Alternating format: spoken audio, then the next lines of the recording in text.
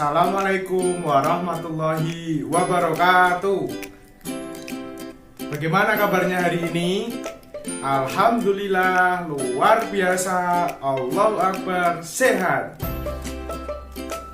Mari kita awali pembelajaran hari ini dengan berdoa terlebih dahulu. Berdoa dimulai. Bismillahirrahmanirrahim. Alhamdulillahirabbil alamin. Ar-Rahmanir-Rahim. Maliki yaumiddin. Iyyaka na'budu wa iyyaka nasta'in. Ihdinas siratal mustaqim. Siratal ladzina an'amta 'alaihim ghairil maghdubi 'alaihim waladdallin. Amin ya rabbal alamin. Nah, untuk sekarang mari kita mulai pembelajarannya ya. Pada pertemuan kali ini materi yang akan dipelajari yaitu mengenai pendidikan tunarungu dan juga pendidikan tunalaras. Kita masuk ke materi yang pertama yaitu mengenai pendidikan tunarungu.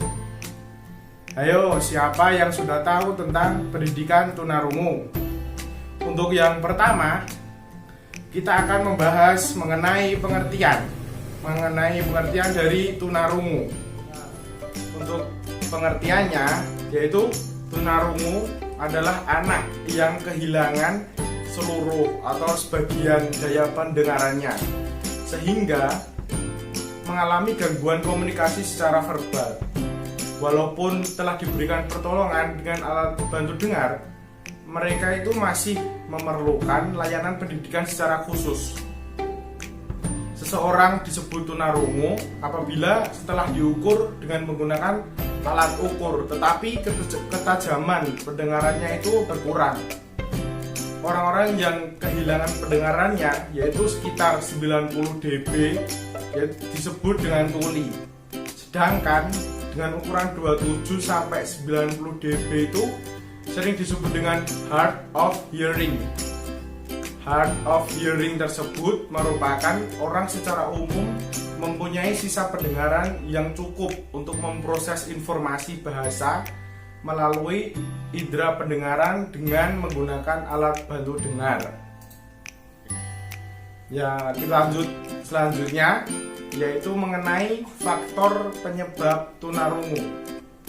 Terdapat dua faktor penyebab gangguan pendengaran. Yang pertama yaitu mengenai faktor genetik. Faktor genetik adalah faktor yang muncul pada saat proses pembentukan janin. Penyebab gangguan pendengaran yang ditularkan yaitu melalui orang tua pada anak-anaknya melalui gen-gen resesif. Yang berarti orang tua mempunyai pendengaran normal maupun gen-gen dominan, yang berarti orang tua baik salah satu maupun keduanya mempunyai dasar gangguan pendengarannya. Yang kedua yaitu faktor lingkungan, pengalaman dan juga faktor lingkungan secara keseluruhan adalah faktor yang muncul pada saat anak itu sudah lahir. Faktor lingkungan dibedakan menurut penyebab peristiwanya, yaitu yang pertama lahir secara prematur, campak, tertular virus radang selaput otak, ketidaksesuaian RH darah, radang pada telinga tengah, dan juga pemakaian obat-obat yang terlalu banyak. Dan juga ada faktor kebiasaan hidup yang buruk. Kita lanjut ke materi selanjutnya mengenai klasifikasi tunarungu menurut Samuel dengan berbagai macam ukuran. Yang pertama yaitu dengan ukuran 0 dB, menunjukkan pendengaran yaitu secara optimal. Yang selanjutnya yaitu dengan ukuran 0 sampai 26 dB, itu menunjukkan masih mempunyai pendengaran yang normal. Selanjutnya dengan ukuran 20 sampai 40 dB itu menunjukkan kesulitan mendengarkan bunyi-bunyi yang jauh. Dengan ukuran lanjutnya 41 sampai 55 dB. Itu sudah mengerti bahasa percakapan, tetapi tidak dapat mengikuti diskusi di dalam kelas, sehingga anak tersebut harus mempunyai pendidikan secara khusus. Dengan selanjutnya ukuran 56 sampai 70 dB. Itu hanya bisa mendengarkan suara dari jarak yang dekat. Selanjutnya yaitu dengan ukuran 71 sampai 90 dB. Itu sudah hanya bisa mendengarkan bunyi yang sangat dekat. Kadang dengan ukuran yang seperti itu sudah dianggap dengan tuli. Yang terakhir yaitu 91 dB ke atas. Itu mungkin yang sudah sangat berat, yaitu sadar akan adanya bunyi atau suara dan juga getaran. Anak dengan penyandang tunarungu ini juga harus mendapatkan inspirasi dari orang-orang terdekat. Hal-hal yang menginspirasi bagi penyandang tunarungu biasanya itu didapatkan dari keluarga terdekat, sahabat, dan juga sesama orang penyandang disabilitas yang mereka lihat melalui internet dan juga atau secara langsung. Namun ada juga yang memang menginspirasinya itu dari dirinya sendiri. Hal-hal itu biasanya dikarenakan karena mungkin ada ejekan dari teman-temannya. Yang selanjutnya yaitu pendidikan yang cocok bagi anak penyandang tunarungu. Pendampingan belajar ini ada yang dilakukan secara khusus. Yang pertama yaitu melalui bahasa isyarat. Bahasa isyarat yaitu bahasa yang mengutamakan komunikasi secara manual, bahasa tubuh, dan juga gerak bibir, bukannya suara untuk berkomunikasi. Tunarungu atau tunawicara adalah kelompok utama yang menggunakan bahasa ini. Biasanya dengan mengkombinasikan bentuk tangan, orientasi, gerak tangan, dan juga lengan dan tubuh, serta ekspresi wajah untuk mengungkapkan pikiran kepada mereka. Yang selanjutnya yaitu SLBB.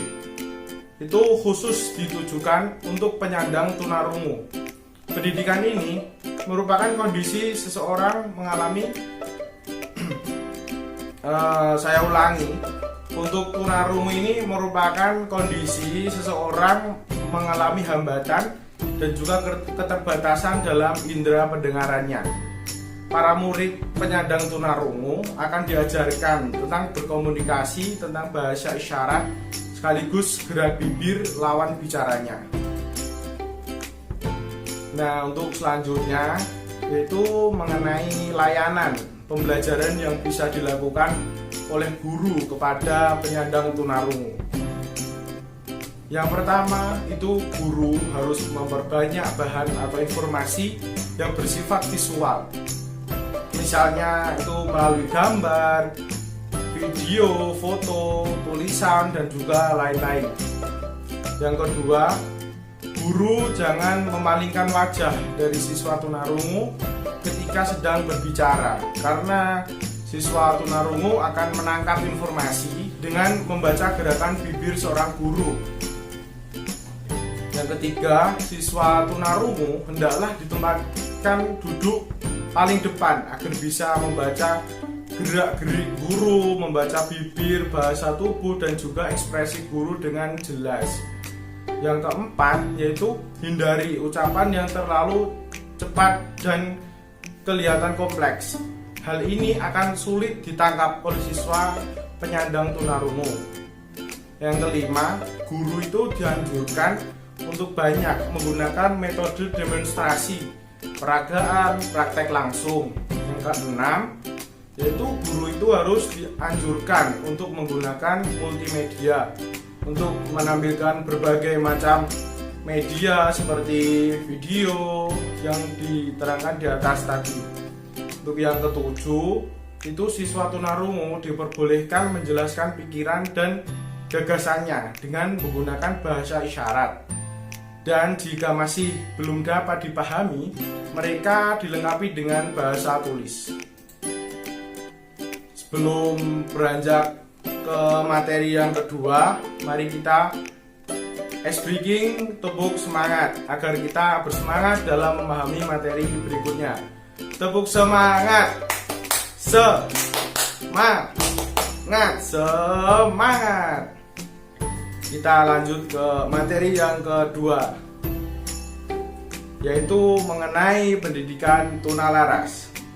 Dalam peraturan pemerintah nomor 72 tahun 1991 disebutkan bahwa tunalaras itu adalah gangguan atau hambatan atau kelainan tingkah laku sehingga kurang dapat menyesuaikan diri dengan baik terhadap lingkungan, keluarga, sekolah, dan juga masyarakat sekitar. Sementara itu, masyarakat lebih mengenalnya dengan istilah anak itu disebut dengan anak yang nakal. Ada beberapa faktor yang menjadi penyebab anak itu menjadi tunalaras. Yang pertama yang disebabkan oleh faktor biologi. Perilaku dan emosi seseorang itu dapat dipengaruhi oleh beberapa faktor. Faktor tersebut yaitu dari keturunan, neurologis, faktor biokimia, dan kombinasi. Yang kedua yaitu dari faktor keluarga. Faktor dari keluarga itu yang dimaksud adalah adanya patologis hubungan dalam keluarga. Yang ketiga yaitu dari faktor sekolah. Ada beberapa faktor anak mengalami gangguan emosi dan perilaku ketika mereka mulai bersekolah. Pengalaman di sekolah mempunyai kesan yang penting bagi anak-anak. Ketika seorang anak mendapatkan respon negatif dari seorang guru dan teman sekelasnya saat mengalami kesulitan dan kurang terampil di sekolah, tanpa disadari anak tersebut terjerat dalam interaksi negatif.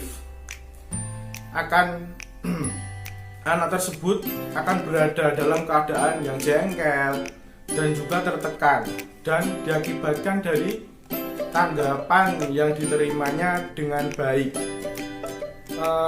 Dari hal tersebut seharusnya guru dan juga teman-temannya itu menyadari dari keadaannya masing-masing. Untuk yang terakhir yaitu dari faktor budaya. Beberapa budaya yang dapat mempengaruhi perkembangan emosi dan perilaku anak, misalnya contoh tindak kekerasan dan juga diekspos di media, televisi, film maupun internet.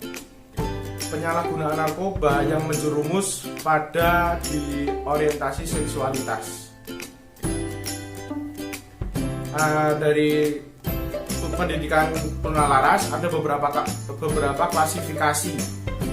Ditinjau dari karakteristiknya, anak tunalaras dapat dibedakan berdasarkan dimensi tingkah lakunya. Itu yang pertama, yaitu anak yang mengalami kekacauan tingkah laku.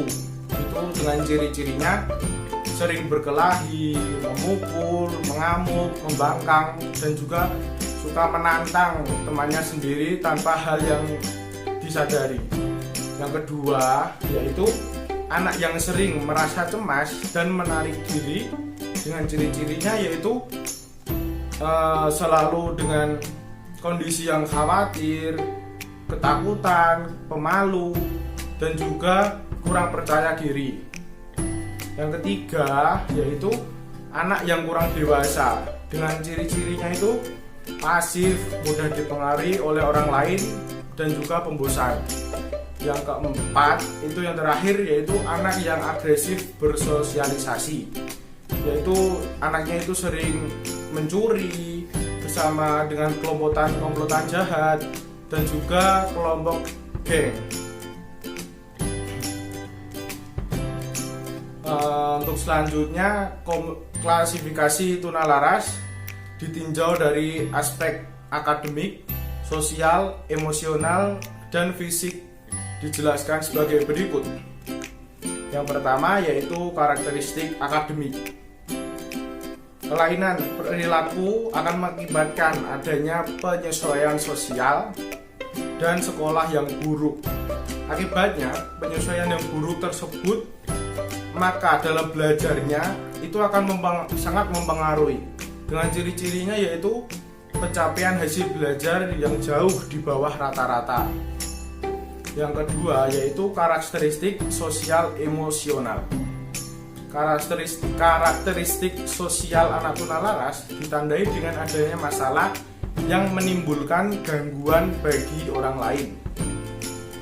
Yang ketiga yaitu karakteristik fisik atau kesehatan. Karakteristik tersebut, anak tunalaras itu ditandai dengan adanya gangguan makan, tidur, dan juga gangguan gerakan. Seringkali anak merasakan adanya sesuatu yang tidak beres pada jasmaninya. Pendidikan yang cocok bagi anak tunalaras yaitu bentuk pendidikan yang diselenggarakan di SLB, khususnya untuk tunalaras yaitu SLBE. Dalam pelaksanaannya, guru dapat menentukan model pelayanan bagi anak berkebutuhan khusus dengan gangguan emosional dan perilaku yang sering disebut dengan tunalaras. Yang pertama yaitu layanan pendidikan segregasi. Layanan pendidikan segregasi adalah pendidikan yang terpisah dari sistem pendidikan anak secara normal. Sistem pengajarannya itu lebih mengarah ke sistem individualisasi. Sekolah luar biasa berasrama ini disebut dengan SLBE, merupakan bentuk sekolah luar biasa yang dilengkapi dengan fasilitas asrama, sehingga anak dengan gangguan emosi dan perilaku akan tinggal di asrama. Yang kedua yaitu mengenai layanan pendidikan terpadu dan terintegrasi. Bentuk layanan pendidikan terpadu integrasi adalah sistem pendidikan yang memberikan kesempatan kepada anak berkebutuhan khusus tunalaras untuk belajar bersama-sama dengan anak yang normal di sekolah umum. Dengan demikian, melalui sistem integrasi, anak dengan gangguan emosi dan perilaku bersama-sama dengan anak normal itu bisa belajar dengan satu atap.